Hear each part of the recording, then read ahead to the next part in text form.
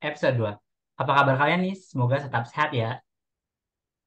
Wah, akhirnya kita ketemu lagi nih di Podcraft Season 2.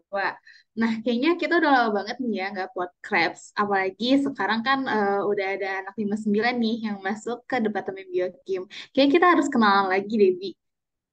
Ya nih biar anak 59 pada kenal kita nggak sih? Iya, bener banget. Mungkin mulai dari aku ya. Halo semuanya, kenalin nama aku Liana dan rekan aku. Aku Arbi, by the way, mungkin kita kabar-kabaran dulu nggak sih? Gimana nih kabarnya Iya, nih? Alhamdulillah sehat. Tapi sekarang kita udah di minggu 14 nih, di mana kita udah agak tersiksa ya sama tugas-tugas akhir dan bentar lagi kita mau UAS nih. Kalau kamu sendiri gimana, Bi? Untuk kabar aku sih mungkin 11-12 lah sama kamu. Mungkin di P2 mungkin sedikit ada tugas yang kurang gitu sih. Masa disuruh bikin usulan penelitian? Kamu ada nggak sih? Ya ampun, enggak sih, aku cuman bikin proposal PKM, tapi itu udah kayak, oh my God, jadi nggak apa. Mungkin sekarang kita bakal podcast nih, di mana temanya itu tentang apa sih, Bi? By the way, tema podcast podcast kita pada kali ini keeping balance between organization and academic in college. Mungkin kita bahas antara ngebalance antara organisasi sama akademik kita nih perkuliahan. Nah, pas banget gak sih itu buat anak 59 nih yang baru masuk ke departemen dan pasti lagi aktif-aktifnya ikut organisasi kan. Cocok banget nih buat mereka temanya hari ini. Mungkin kepo ya siapa narasumbernya. Iya bener banget. Pasti narasumber yang sekarang juga nggak kalah keren gak sih dari yang kemarin. Ya ayo dong, kita harus ganti-ganti narasumber nih. Mungkin sebelum kita kepoin, kita baca CV dulu nggak sih? Boleh deh, coba aku bacain ya. Oke. Oke, bentar. Mulai lagi ya.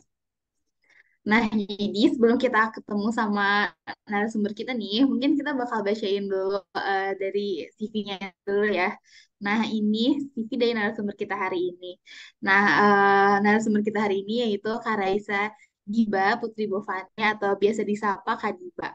Kak Diba ini merupakan lulusan biokimia angkatan 56 dengan IPK yang lumayan tinggi nih, Bi. Keren banget gak sih? Tapi nggak cuman itu, Kadiba juga punya segudang pengalaman yang keren banget nih. Salah satunya, Kadiba pernah menjadi intern di BRIN atau Badan Riset dan Inovasi Negara di Divisi Mikrobiologi selama 1 tahun nih guys. Keren banget gak sih? Terus, nah selama mengemban pendidikan di biokimia juga, Kadiba ini aktif juga di KREPS dan menjadi ketua divisi dari PR atau Public Relation IRB. Nah, dan sekarang Kadiba juga sedang menjalani program pasca sarjana, lebih tepatnya program fast track dari biokimia nih. Wah, udah keren banget ya, udah lulus dengan IPK yang tinggi dan sekarang lagi fast track juga nih buat dapetin gelar S2-nya. Nah, Kadiba juga punya pengalaman kerja di Direktorat Konektivitas Global IPB. Wah, udah keren banget sih narasumber kita hari ini. Gimana nih, Bi? Wah keren banget sih, ini sepuh-sepuhnya PR nggak sih? Iya benar, sepunya PR nih. Mungkin kita langsung kepoin aja kakaknya kali ya. Boleh, boleh.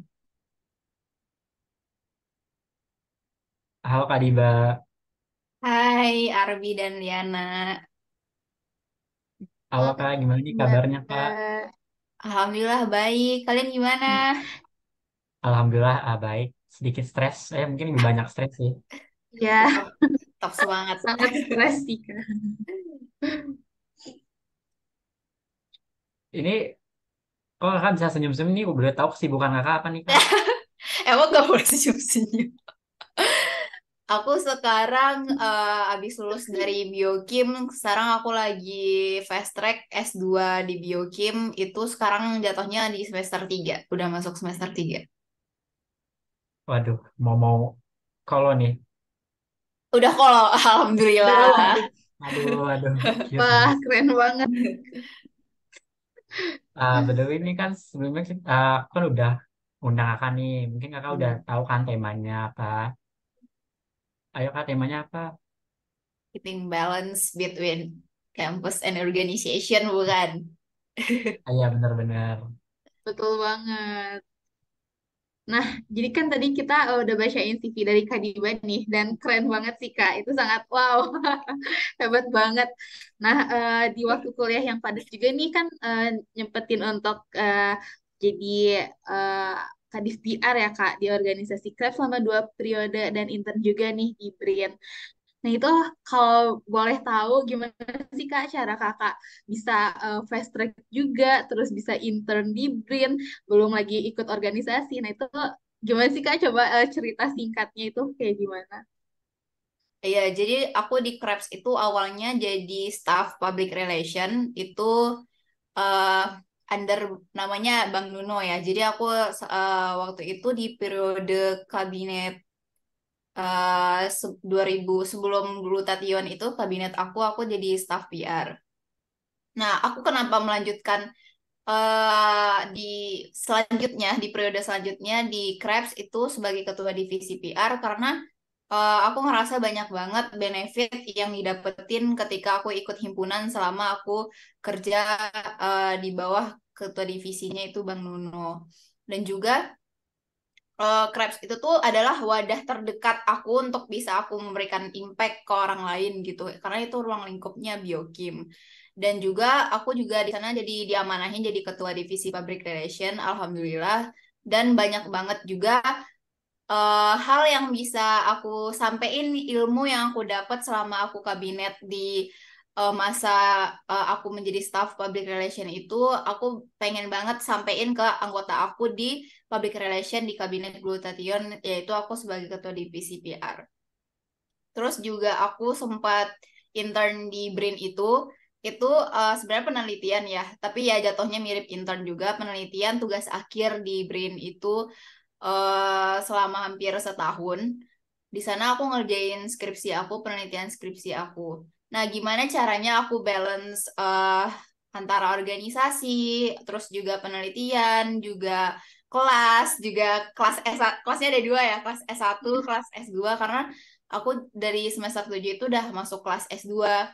Ya, caranya itu yang pertama adalah kamu tahu deadline kamu tuh apa aja gitu. Misalnya kamu list deadline terdekat apa. Misalnya kalau emang deadline organisasi yang duluan, ya itu aku selesaiin dulu yang organisasi. Terus kayak juga penelitian, terus di samping itu juga ada tugas-tugas kuliah S1, S2. Nah, kamu harus tahu deadline kamu yang mana. Terus juga bisa manage waktu gitu.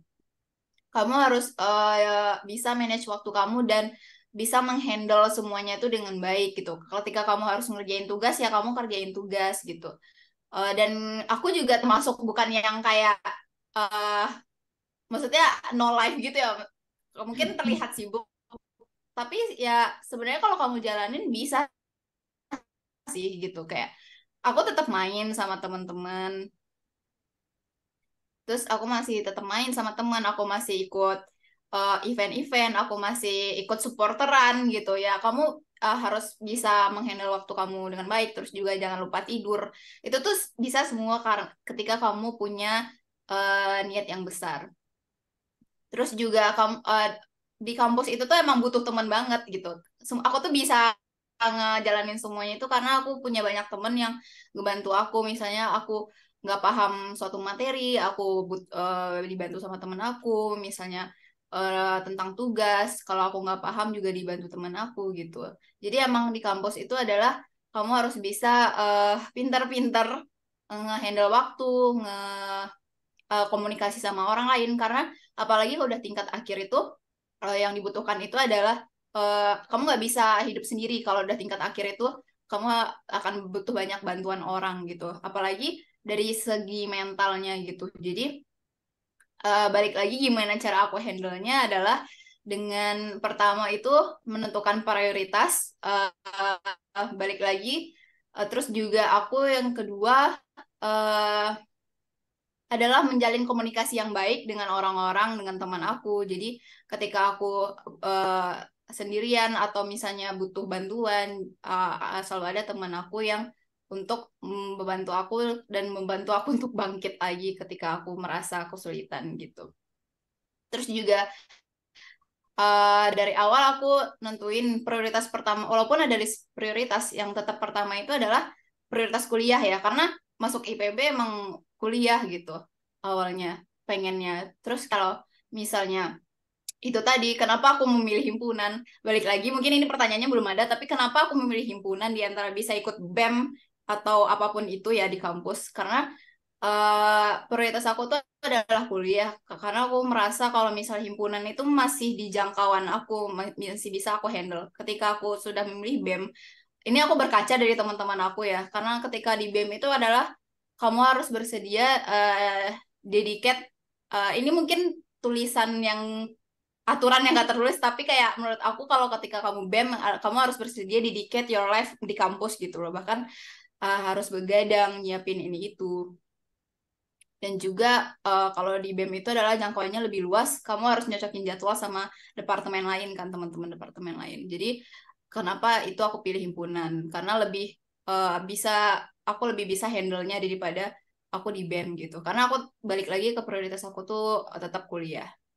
Nah, yang kedua, kalau kenapa aku lebih milih himpunan adalah karena menurut aku biokim tuh menarik gitu loh. Banyak orang yang belum tahu tentang biokim gitu. Kan juga biokim cuma satu-satunya di Indonesia. Jadi kayak itu tugas kita sebagai warga biokim gitu loh. Dengan himpunan ini, dengan Krebs ini kayak lebih ngenalin apa sih biokim gitu loh, belajarnya apa aja.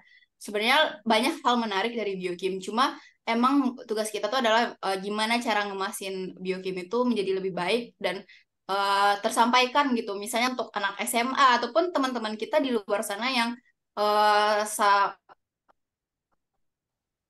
maksudnya teman-teman mahasiswa pun banyak belum tahu kan biokim itu seperti apa gitu sih. Wah, jadi panjang ya jawabannya, padahal pertanyaannya singkat. Wah, benar banget nih. Berarti kita tuh harus bisa balance ya antara organisasi kita dan kuliah kita. Nah, berarti nih Kak Diba sendiri punya timeline gak sih Kak? Kayak misalnya di semester ini tuh harus ngapain aja, di semester ini tuh harus ngapain aja, sampai akhirnya Kak Diba bisa memutuskan buat ambil fast track dan tetap aktif juga gitu di kampus Kak.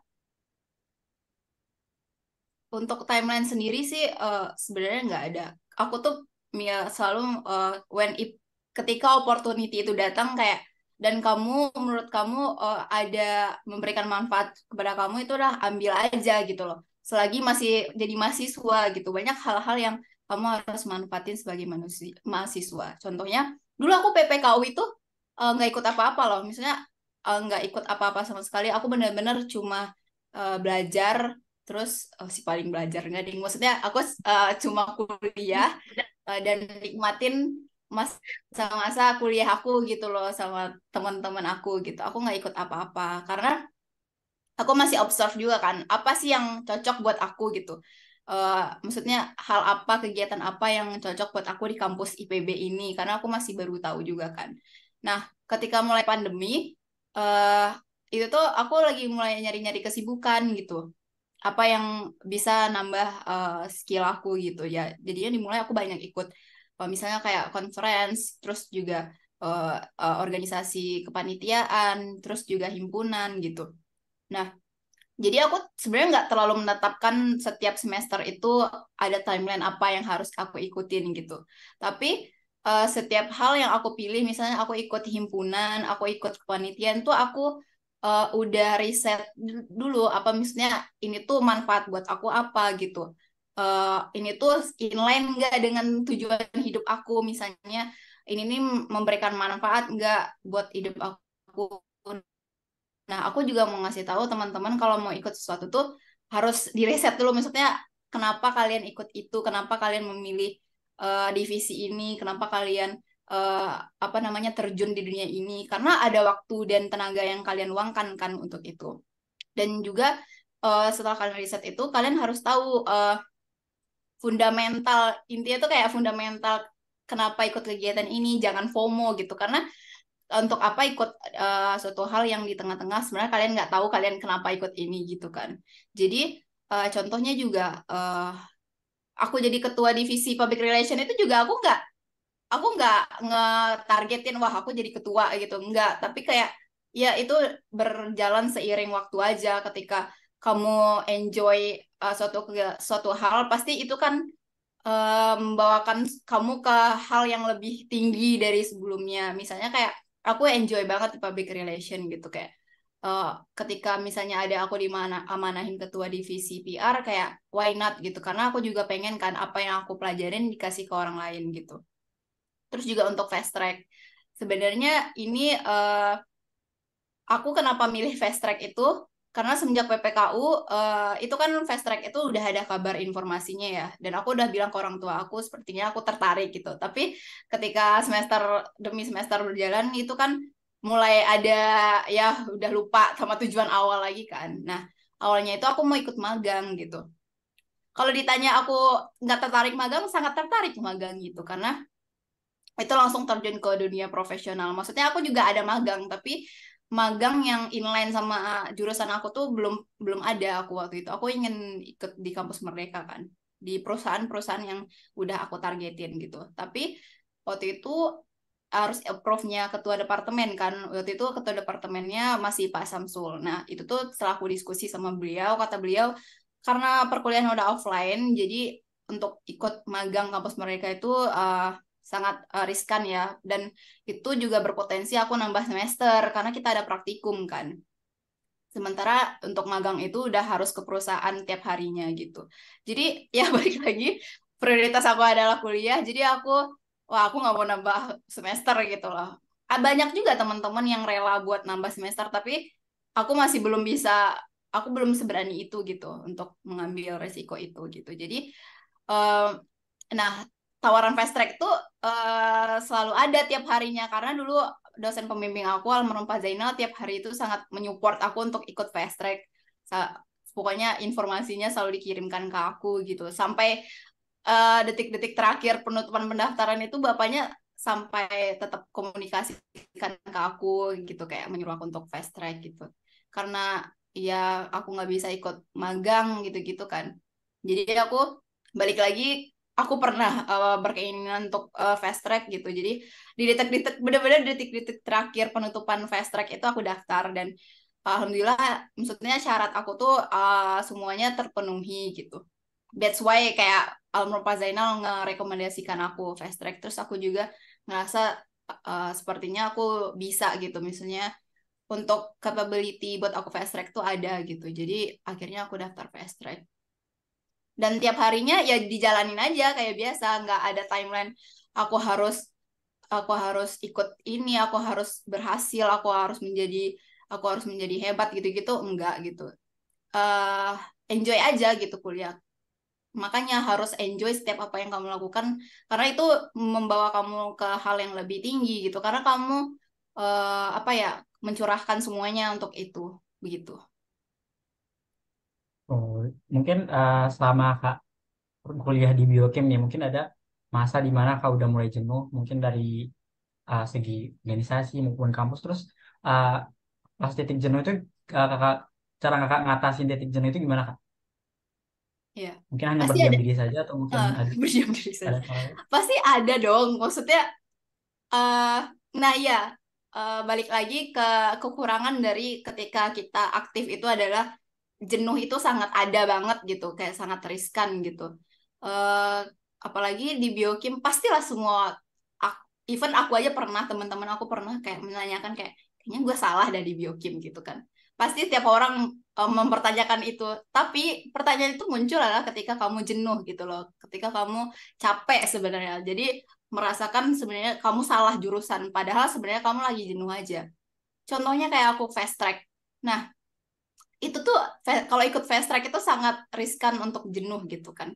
Banyak juga teman-teman yang menanyakan ke aku ketika misalnya ketika ingin memilih fast track apa enggak, seperti anak adik tingkat menanyakan gimana fast track gitu kan.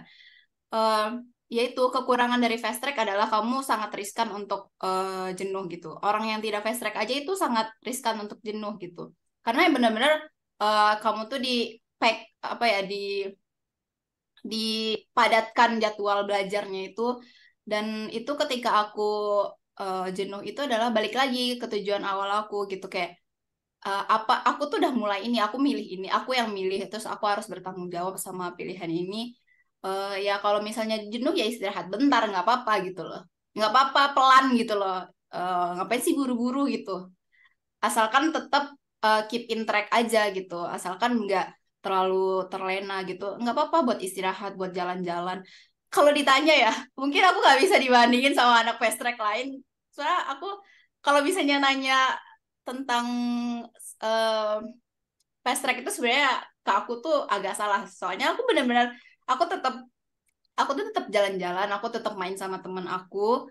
eh Ya itu aku tuh anaknya gampang jenuh gitu. Ya gitu kalau misalnya udah jenuh, ya aku jalan-jalan, aku main sama temen. Nah, tapi dari main sama temen tuh aku nemuin motivasi lagi kayak kenapa aku milih ini, kenapa aku bisa semangat. Ya itu karena ada suatu hal yang dari awal udah aku pilih gitu. Misalnya sama teman-teman aku yang nggak fast track gitu kayak wah aku jadi ada motivasi lagi gitu kayak eh mereka aja semangat terus gitu loh, masa aku yang milih ini nggak semangat gitu. Nah aku juga bisa ngambil motivasi dari teman aku yang fast track. Nah mereka aja tuh eh apa ya, mereka aja tuh yang udah ngambil fast track itu bisa semangat, kok aku nggak bisa gitu loh. Nah dari sana juga bertukar pikiran juga kayak kenapa aku bisa jenuh. Oh, contohnya kayak kemarin aku jenuh karena aku kesusahan di penelitiannya. Nah, dari diskusi sama temen, ya mereka bantu apa yang aku melakukan kesusahan, apa yang aku kesulitan aku di penelitian gitu. Jadi kan ada diskusinya. Oh, iya ya, sebenarnya ada solusi dari kesulitan penelitian aku. Nah, aku tuh jenuh karena penelitian aku tuh apa ya, stuck gitu loh. Ya, jadi gitu. Balik lagi ke diskusi sama orang. Nggak salah kok diskusi sama orang, apalagi yang misalnya ilmunya lebih banyak dari kita gitu kayak kamu bisa minta pendapat dari mereka atau sekedar dari kamu jalan-jalan, misalnya aku jalan-jalan sama temen gitu ya aku nemuin energi aku lagi gitu loh, aku kan nemuin motivasi aku lagi. Jadi kamu ketika kamu jenuh kamu harus tahu, kamu harus kenal diri kamu gimana kamu handle handle kejenuhan kamu. Ada juga orang yang misalnya tidur, ada orang yang nonton, ada orang yang makan gitu. Kalau aku tipenya ya aku jalan-jalan gitu. Kalau aku jenuh ya aku jalan-jalan, aku istirahat bentar, terus aku juga nonton, terus aku masak gitu-gitu kalau udah jenuh gitu. Jadi jangan menyalahkan eh kayaknya gue bodoh deh, kayaknya gue nggak bisa deh di biokim. Aduh, gue nggak bisa lulus deh kayak di biokim. Itu tuh kamu lagi jenuh aja. Emang emang masa-masa jenuh tuh bikin semua negatif-negatif, pikiran negatif tuh ada. Jadi kayak kamu harus kenal diri kamu gimana cara handle kejenuhan itu. Menarik juga sih. Soalnya kayak pernah ada pengalaman dari teman juga, dia kan lagi jenuh, posisi jenuh. Terus tapi jenuh dia itu kayak seakan lupa sama tugas kuliahnya, tiba-tiba dia Hmm. ngilang. Terus kayak Hmm. dia kayak ya bikin alasan kayak gue lagi capek gini gini gini. Jadi kayak gak kepegang semua tugas kuliahnya. Jadi gitu kayak itu menurut kalian gimana sih? Sebenarnya Hmm. sih agak males juga Iya, nih iya, nangkep iya. orang kayak gitu. Iya. Nah, em, emang ya beban hidup orang itu beda-beda. Tapi aku selalu berpikiran kayak jangan sampai menyalahkan beban hidup kamu tuh dan memberikan impactnya ke orang lain. Contohnya tugas kelompok gitu loh.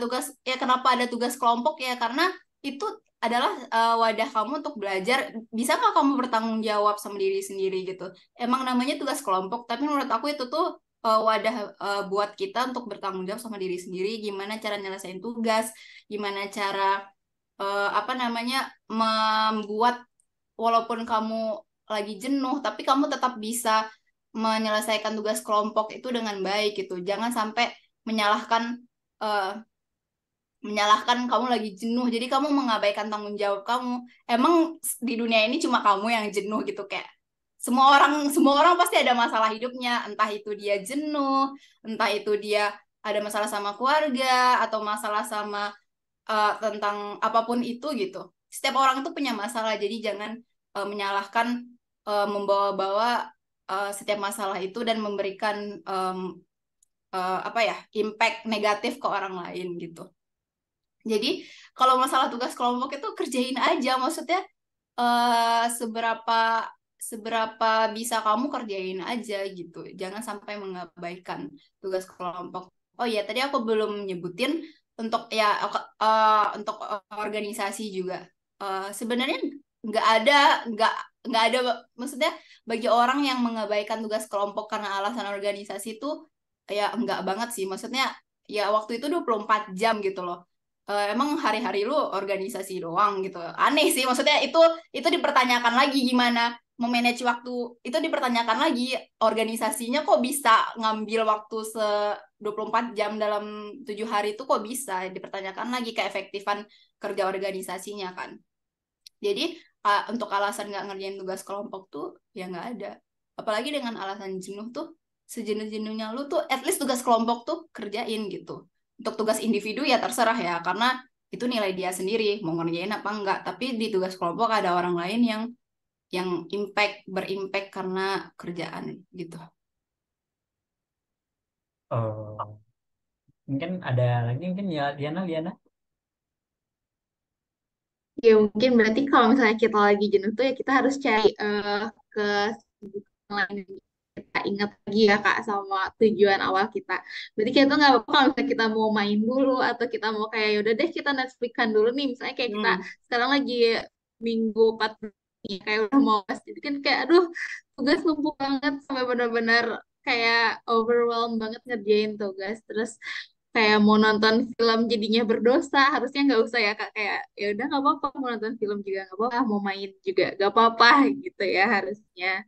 Nah berarti nih Kak Diba ini bukan tipe yang kupu-kupu atau kura-kura ya, berarti Kak Diba ini tipe yang apa sih Kak kalau digambarin menurut Kak Diba, apakah kuku kuliah-kuliah atau gimana Kak? Ya kupu-kupu Eh, ngerangkap nggak sih? apa? Kupu-kupu ngerangkap kura-kura, kumang-kumang juga nggak sih? Kumbang-kumbang. Dulu itu aku PPKU mungkin aku kupu-kupu ya, kuliah pulang gitu. Tapi makin lama kan makin eh, take part di organisasi atau misalnya kegiatan lain gitu-gitu. Ya mungkin apa sih sebutannya? Aku juga nggak nggak terlalu paham dengan sebutan itu. Tapi eh, dari dulu tuh aku berpikir bahwa rezeki orang tuh beda-beda. Mau dia kupu-kupu, kura-kura, mau kumbang-kumbang, mau lumba-lumba, mau apalah itu. Tetap ya kalau misalnya orang itu tahu apa yang dia plankan untuk hidup dia sih nggak apa-apa ya. Maksudnya ada juga orang yang ikut nggak terlihat aktif, tapi dia sebenarnya ikut banyak course, dia ikut banyak workshop, dia belajar mandiri. Maksudnya dia banyak sertifikasi atau apa gitu. Dan kita nggak tahu itu kan. Dan ada juga yang misalnya dia lebih milih ikut organisasi, ikut kepanitiaan, ikut apapun itu, ikut magang, ya itu sebenarnya pilihan hidup orang ya. Eh, dan misalnya kayak anak-anak yang baru awal kuliah ya, eh, itu tuh kalian tuh harus plan dari awal kuliah tuh kalian tuh mau apa, jadi apa gitu loh. Walaupun nantinya nggak akan terjadi 100% yang namanya juga hidup ya, namanya juga eh, apa ya, hidup yang ditakdirkan Allah ya, itu ya kalau misalnya di luar kontrol kita mau gimana, tapi at least kalian tuh tahu plan hidup kalian tuh apa gitu. Misalnya kalian mau jadi apa, mau kerja di bidang apa. Jadi setiap langkah kalian ambil di kuliah tuh tahu gitu loh, inline. Jadi nggak ada hal yang sia-sia yang kalian lakukan di kuliah tuh nggak ada gitu, karena ya kalian tahu ini tuh sebenarnya menyokong untuk masa depan kalian. Jadi mau apapun pilihan hidup orang, yang harus yang kalian harus ingat itu adalah kalian harus tahu kalian tuh ingin menjadi seperti apa gitu. Ya pasti di tengah-tengah kuliah tuh pasti ada berubah-berubah, tapi setidaknya kalian nggak nyesel, kalian tuh nggak nyoba ini. Kenapa kalian dulu tuh kalian nggak nyoba ini gitu? Kan bisa gitu jadi mahasiswa pas udah lulus kuliah nggak ada kesempatannya lagi, kan nggak bisa putar balik waktu gitu. Jadi selama jadi mahasiswa tuh coba aja gitu, explore diri kalian. Oh ya, walaupun aku jurusannya biokim, aku suka banget di bidang misalnya kayak public relation, humas, ketemu sama orang. Oh ya, aku juga pernah kerja di Direktorat Konektivitas Global, itu kan ketemu sama orang-orang luar negeri yang ingin kerjasama sama IPB. Jadi aku nge-handle itu semua. Balik lagi ketemu orang gitu. Oh ternyata dari explore aku di public relation, aku suka ketemu orang sebenarnya. Daripada misalnya nih contohnya, kan di biokim itu nggak dipungkiri adalah di lab ya. Di lab berarti untuk ketemu sama orang itu change-nya bukan sesuatu kerjaan yang berkomunikasi sama orang karena kita nge-lab kan. Nah, ketika aku explore, aku ternyata aku sukanya berkomunikasi dengan orang. Oh, jadi aku ada gambaran misalnya aku bisa kerja di yang masih relate sama biokim gitu, tapi di bagian yang bukan labnya atau misalnya di bagian labnya, tapi yang pokoknya banyak. Kalau kamu explore adalah divisi-divisi di kerjaan tuh banyak banget gitu. Jadi dari aku explore selama aku kuliah, selama aku 4 tahun kuliah, aku jadi tahu aku tuh mau jadi apa gitu loh. Walaupun jurusan aku biokim, banyak banget gitu loh yang bisa relate sama jurusan, tapi di yang bisa juga berkomunikasi dengan orang gitu. Misalnya ketemu dengan orang banyak gitu. Ya gitu. Jadi nggak ada hal yang aku sesali selama kuliah gitu. Kenapa aku nggak coba ini? Karena waktu explore diri sendiri itu adalah kuliah. Pas SMA mana ada wadahnya. Maksudnya pas kuliah tuh banyak banget wadah untuk ekspor diri. Ketika kamu udah lulus, jadinya kamu nggak ngeraba-raba lagi gitu loh. Kamu mau jadi apa? Kamu mau kerja di bidang apa? Kamu mau kerja di divisi apa gitu. Jadi banyak hal yang yang bisa kamu lakukan untuk explore. Jadi eh, balik lagi ke kamu pilihan kamu kupu-kupu, kura-kura atau apapun itu, as long as kamu masih mengeksplor diri kamu, ya nggak apa-apa gitu loh. Mau kamu eksplor diri kamu dari rumah aja bisa, kamu bisa ketemu mengikuti acara-acara bisa. Jadi eh, yang perlu dihindari adalah ketika kamu berdiam aja, misalnya oh kamu misalnya kupu-kupu tapi kupu-kupu kamu di rumah cuma scroll TikTok atau cuma scroll Instagram, sementara orang lain di luar sana kayak udah ikut ini, udah ikut workshop, ikut magang, ikut panitiaan. Jadi jangan sampai kamu menyanyiakan waktu kuliah kamu gitu. Dan ketika bikin CV bingung apa yang mau diisi gitu. Dan nggak dipungkiri emang CV itu sangat berpengaruh kan. Pengalaman di CV itu berpengaruh kalau ketika kamu apply kerja gitu loh. Apalagi sekarang kan yang minimal 1 tahun tapi kamu fresh graduate gimana tuh? Itu teman-teman aku semuanya menangisi itu kayak ini fresh graduate tapi syaratnya buat fresh graduate tapi minimal requirements-nya adalah minimal 1 tahun pengalaman ya. Ya gimana gitu. Ketika kamu misalnya udah pas kuliah kamu udah pernah nyobain, ya bisa dituliskan itu. Jadi jangan sampai ada hal-hal yang kamu sesali ketika kamu lulus kuliah nanti gitu. Wah, keren banget. Jadi intinya tuh kita ya udah selama kuliah itu kita harus nge-explore diri kita sampai kita tuh benar-benar tahu apa yang kita mau ya Kak. Biar ntar di depan itu kita udah agak bingung lagi nih kalau misalnya kita mau masuk ke dunia kerja.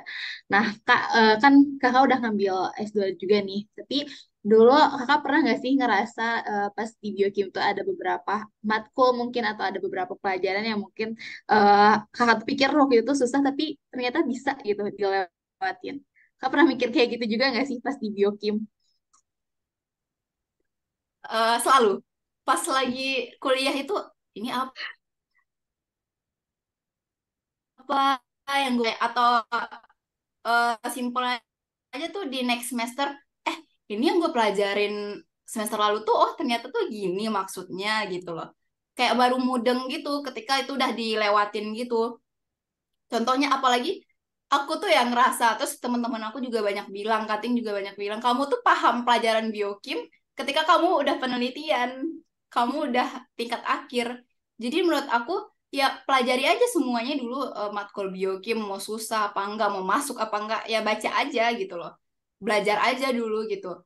Mau apa nama kamu jauh atau enggak itu nanti gitu. Kan menurut aku yang namanya nambah ilmu itu pasti di otak tuh ada memorinya gitu loh. Kamu pernah belajar ini gitu.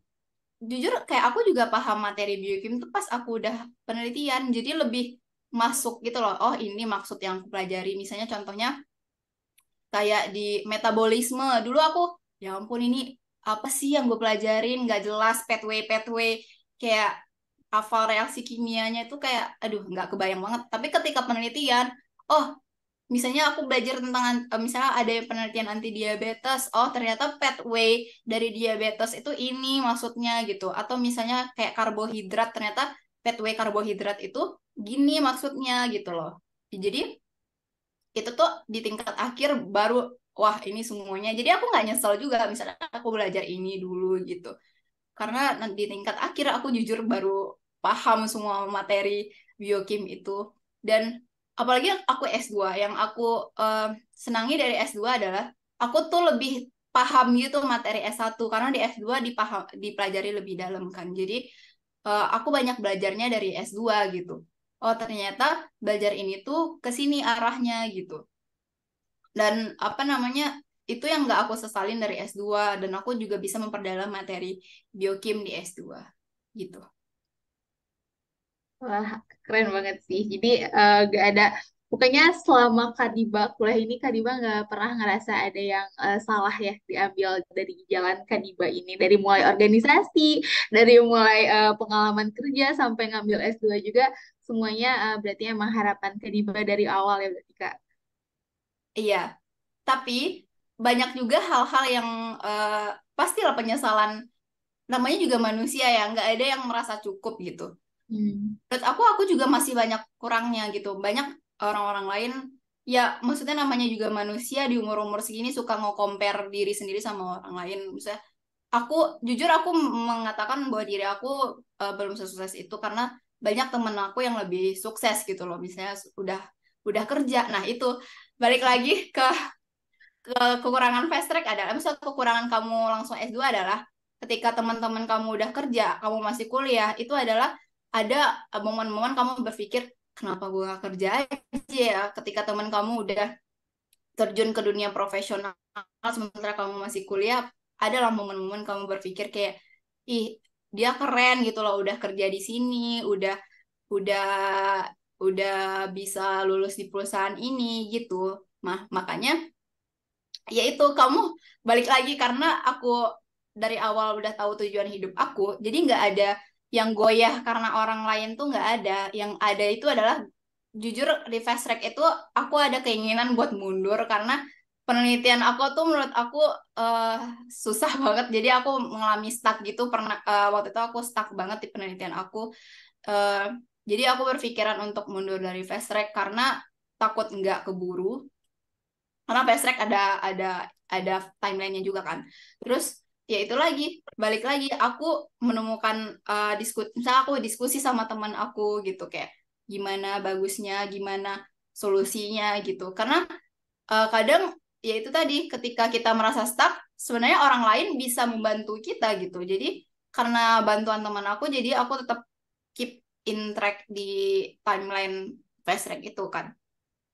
Nah, itu fast track itu adalah gimana, ya namanya juga fast track, jalur cepat ya, gimana caranya kamu bisa menghandle waktu, bisa menghandle problem ketika kamu kuliah selama fast track, dan gimana kamu nggak FOMO ketika teman kamu udah kerja sementara kamu masih kuliah, masih ke kampus, masih di Dramaga, masih di Dramaga yang panas ini gitu kan. Kamu harus nggak boleh FOMO ya dengan itu. Jadi ya itu lagi, balik lagi, karena setiap orang, kalau kamu udah punya tujuan awal, gimana pun problem yang datang itu kamu bisa bisa nyelesainnya gitu.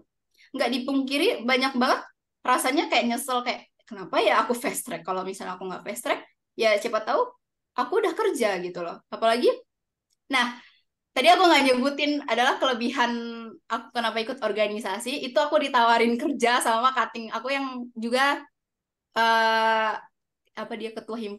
Pokoknya intinya gara-gara aku di PR, gara-gara aku di PR Krebs, gara-gara aku senior talks ini, aku dulu pernah menghandle senior talks, aku ditawarin kerja sama kakak itu.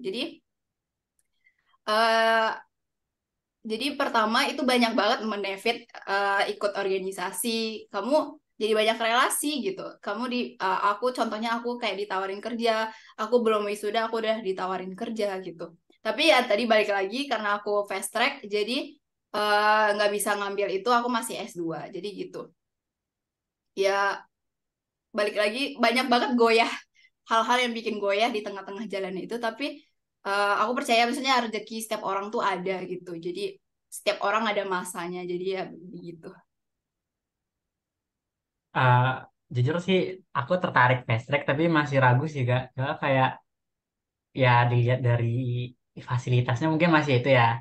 Ya Jadi ya kayak ya. ragu untuk ngambil fast track nantinya, tapi uh, dukungan orang tua sama keluarga tuh Hmm, gede juga untuk iya ya. uh, ngambil fast track. Jadi mungkin ada nggak sih tips and mungkin ada motivasi untuk ngambil fast track itu Kak? Soalnya masih agak-agak burem gitu Kak.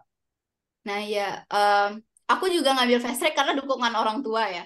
Orang tua sangat siapa nggak, semua semua kayak semua orang tua mendukung anaknya untuk S2 ya. Eh, Kenapa, kan dengan udah dukungan orang tua, apalagi nanti kalau kalau kamu ada dosen pembimbing, dengan kelebihan kamu udah didukung dosen pembimbing itu, kayaknya 50% fast track kamu aman deh kalau dosen pembimbing udah sangat mendukung. Nah, untuk fasilitas di Biokim, memang aku merasakan perbedaannya ketika aku di BRIN, alatnya lebih lengkap dari Biokim. Nah, tapi eh, itu adalah hal yang gimana cara kamu mau belajar lebih aja. Banyak kok teman aku yang penelitian di Biokim, tapi skillnya juga banyak gitu. Itu tuh ya balik lagi, kamu mau belajar banyak hal-hal sarana atau wadah gitu yang kamu bisa gunain buat buat belajar lebih dalam di Biokim. Dan untuk penelitian juga banyak. Kalau kamu nggak ada alatnya di Biokim, misal kamu bisa bisa mengujinya ke mana gitu. Dan itu tuh banyak banget dosen-dosen juga memfasilitasi itu.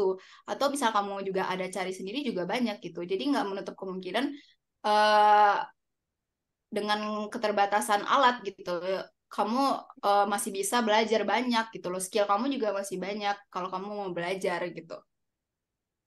Dan juga untuk fast track itu, kalau misalnya eh, kalau ada penelitian dosen itu lebih baik, karena dengan adanya penelitian dosen atau proyek dosen itu tuh bisa memudahkan kamu untuk mengakses apa ya, alat-alatnya lebih gampang, karena untuk menguji penelitian saintek itu menurut aku butuh banyak dana ya. Ketika fast track adalah kamu penelitian S1 dan S2 langsung gitu. Jadi dana yang dibutuhkan banyak.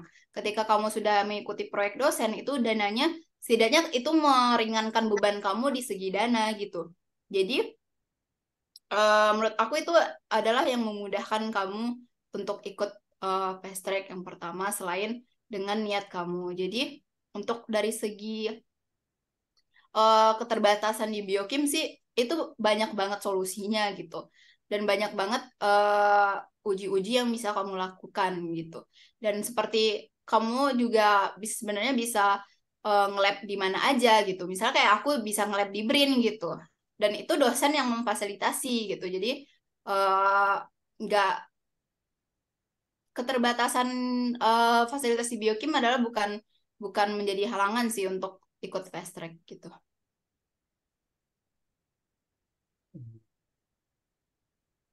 Mungkin ini kan fast track itu kan lebih ke S2 ntar. Terus kan kalau misalkan ntar ada kemungkinan ini pilihan Kak. Misalnya Kak ada pilihan antara kerja di yang selinier sama S2 Kakak atau yang linear sama pengalaman organisasi organisasi Kakak. Mungkin Kakak lebih prefer pilih yang mana? Untuk itu sih aku belum bisa tentukan sekarang ya, karena itu banyak hal pertimbangan.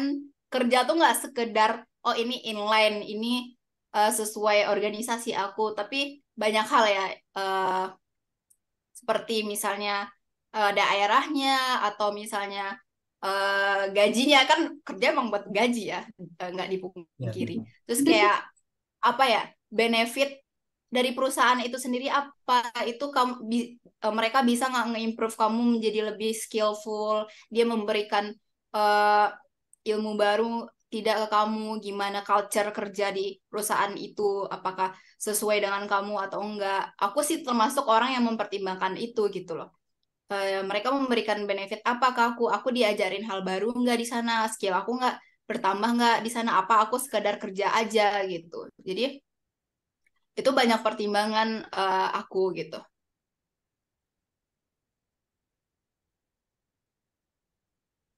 Berarti Itu.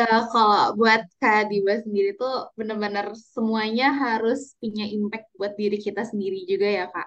Gak cuma semerta-merta kayak ikutan ini biar dapet ini, ikutan ini biar dapet ini, tapi harus ada feedbacknya juga buat diri kita biar kita bisa terus berkembang ya Kak.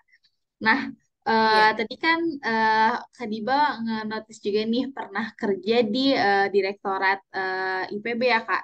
Nah itu tuh bisa nggak sih diceritain gimana sih dari organisasi kakak di PR, di Krebs gitu bisa sampai ke direktorat gitu di mana kakak sendiri nggak ikut BEM gitu, cuman di Hima doang. Nah, kenapa bisa sampai jadi bisa kerja gitu di direktorat IPB? Nah, balik lagi di PPKU, aku dari dulu dari aku masuk IPB, aku tahu orang IPB itu adalah orang hebat-hebat, misalnya orang yang keren semuanya. Jadi aku berusaha memperluas relasi aku di IPB dari mulai aku PPKU, walaupun aku nggak ikut apa-apa, aku tetap menjalin relasi itu sama orang. Jadi ketika aku mengikuti organisasi, mengikuti kepanitiaan, event, orang tahu misalnya eh, gimana, aku juga nggak bilang aku hebat apa gimana, tapi setidaknya orang lain itu tahu kayak how well kita, gimana, seberapa bisa kita ngehandle suatu hal kan. Dan nggak dipungkiri jika kamu kerjanya bagus itu orang-orang juga tahu gitu loh kerjaan kamu tuh bagus gitu. Dan itu adalah yang kamu harus take notes dalam mengikuti hal adalah kamu harus passionate, kamu harus all in supaya orang tuh meninggalkan kesan bagus ketika kerja sama kamu gitu. Nah, jadi ketika ada tawaran atau bukan lowongan juga sih, itu adalah tawaran dari teman aku yang tahu dia Mapres anak FKH, dia teman PPKU aku, jadi dia menawarkan aku untuk kerja di sana karena ya itu tadi dia tahu bagaimana aku, gimana aku handle things gitu, gimana aku cara menghadapi sebuah kerjaan. Jadi dia menawarkan aku kerjaan di Direktorat Konektivitas Global itu. Jadi dari aku ikut himpunan lah kelihatan bagaimana kerja aku dan dia percaya aku gitu. Jadi dia uh, menawarkan aku pekerjaan itu gitu di Direktorat Konektivitas Global yang bekerja, yang mengurus orang yang ingin bekerja sama orang luar negeri yang bekerja sama sama IPB, ngurus MOU signing, ngurus kamu exchange itu adalah uh, uh, kita yang awalnya inisiasi kerjasama dengan luar negeri atau misalnya company dari luar negeri gitu. Jadi itu tadi kamu harus ningkatin skill. Nah, juga bahasa Inggris. Nah, bahasa Inggris itu adalah hal yang penting sekarang gitu. Jadi kamu harus bisa lah bahasa Inggris dengan lancar gitu. Jadi ketika di Direktorat Konektivitas Global juga karena sudah biasa kerja dengan apa nih, bisa orang banyak. Jadi di sana juga misalnya terjun ke sana tuh nggak kaget juga gitu. Walaupun cuma sekedar di himpunan, tapi karena kamu kerjanya all in, kamu juga bisa eh, bisa bisa sehebat itu, misalnya lebih bisa bekerja dengan orang lain. Dan juga di Direktorat Konektivitas Global itu walaupun di lingkungan kampus tapi udah seperti profesional karena kerjanya juga dengan orang orang yang lebih tua kan, dan dosen-dosen di IPB gitu loh, dengan rektor, dengan wakil rektor, dengan direktur direktoratnya, dan bertemu dengan rektor luar negeri juga, komunikasi dengan rektor luar negeri juga gitu. Jadi apa yang kamu dapetin, setiap kegiatan yang kamu dapetin ya kamu harus implement itu di hidup kamu gitu. Jadi ketika kamu sudah terjun di dunia profesional, jadi nggak kaget lagi gitu. Dan memang untuk pertama kali emang kalau sudah dunia kerja itu beda ya dengan dunia kampus.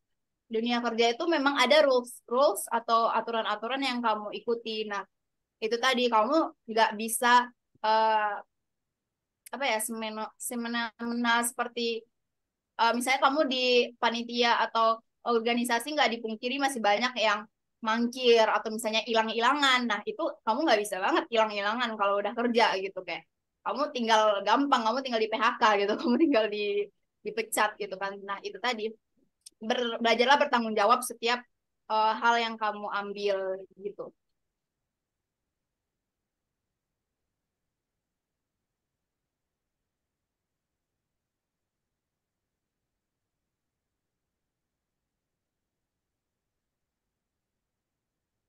Halo? Nah, di pengalaman kakak tuh mungkin uh, gak lupa juga ya dari kata apa sih manajemen waktu. Mungkin ini mungkin Suaranya kurang uh, kenceng. motivasi kakak untuk apa kak? Motivasi kakak caranya gimana nge-manage waktu buat kuliah, organisasi maupun kalau misalkan ada inter mungkin boleh juga. Itu gimana cara kakak untuk nge-manage waktunya biar sama-sama seimbang gitu. Gak ada yang overlap, gak ada juga yang kurang gitu. Ya, seperti yang aku bilang tadi, kayak kamu harus tahu prioritas kamu apa gitu dan deadline terdekat gitu. Kamu harus nge-list deadline terdekatnya apa dan kamu kerjain dari deadline yang terdekat dulu. Atau misalnya eh,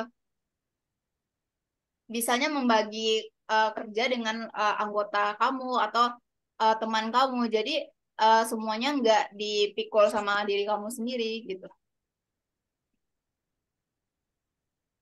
Oh, mungkin itu ya. Skala prioritas ya. Mungkin karena kondisi juga mungkin ada nih closing statement dari kakak mungkin untuk motivasi motivasi anak biokimia ke depannya apa kak? Boleh motivasinya dong. Iya. Eh Sebenarnya di biokim itu adalah menarik banget ya pelajarannya.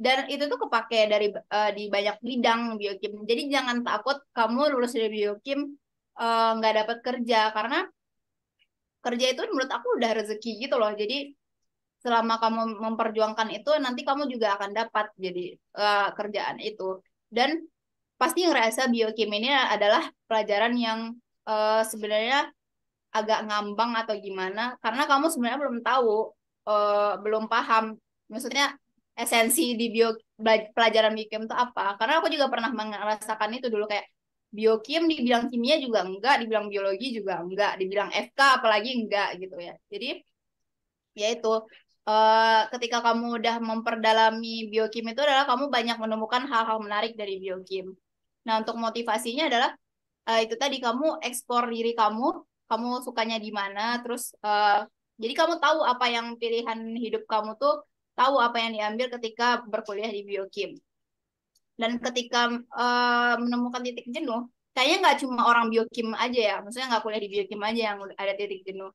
Nah, itu tadi balik lagi, kamu harus kenalin diri kamu, gimana cara kamu handle jenuh itu. Atau sebenarnya kamu kurang diskusi aja sama teman kamu misalnya sharing apa kesulitan kamu karena memikul beban sendiri itu susah gitu loh memikul beban sendiri itu capek gitu loh jadi memikul beban sendiri adalah kamu solusinya ya cuma seputar pikiran kamu aja tapi ketika kamu diskusi sama orang lain solusinya itu bisa dari point of view orang lain gitu siapa tahu orang lain bisa berpikir lebih jernih ketika kamu merasakan stuck itu gitu. Dan juga ketika kuliah itu ya benar-benar dipahami gitu.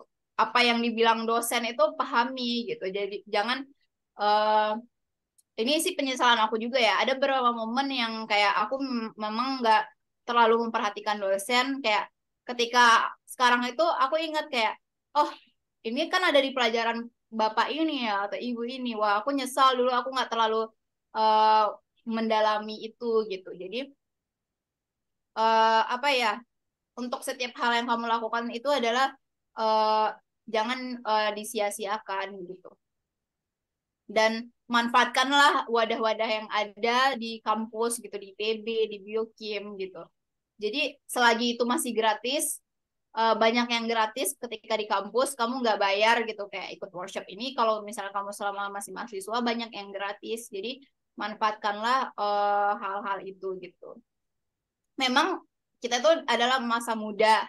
memang masa muda itu emang maunya main-main kayak ya nantilah kerjain ini kerja ikut itu kayak capek gitu eh, tapi kamu nanti akan kalah sama orang yang tiap harinya apa ya tiap harinya improve hal baru di diri dia gitu.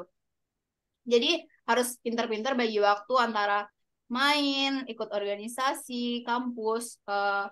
Jadi kamu tetap apa ya?